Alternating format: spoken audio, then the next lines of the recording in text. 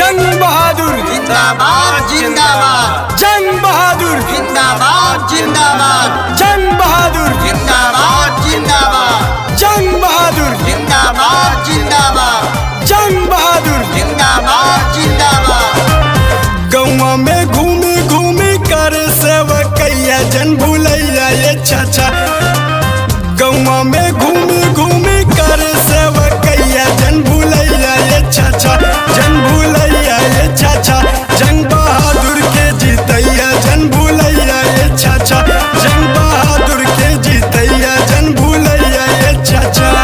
Gram सभा के सभी सदस्यों से हाथ जोड़ के मेरी विनती है कि जंग बहादुर जी को भारी से भारी मतों से विजयी बनाइए। आपके चहेते जंग बहादुर जी को विजयी बनाइए।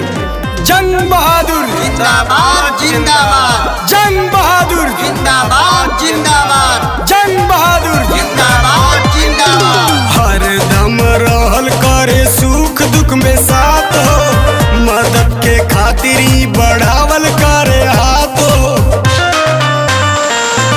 हर दम रहल करे सुख दुख में साथ हो, मदद के खातिर ही बढ़ावल करे हाथ हो। सबके आशीष ले ले छुई छुई पैया जन भूलैया ये भैया।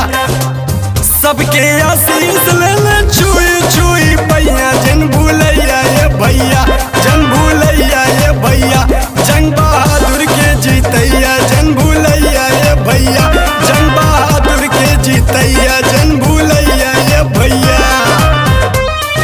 जंग बहादुर जिंदाबाद जिंदाबाद, जंग बहादुर जिंदाबाद जिंदाबाद, जंग बहादुर जिंदाबाद जिंदाबाद, जंग बहादुर जिंदाबाद जिंदाबाद, जंग बहादुर जिंदाबाद जिंदाबाद।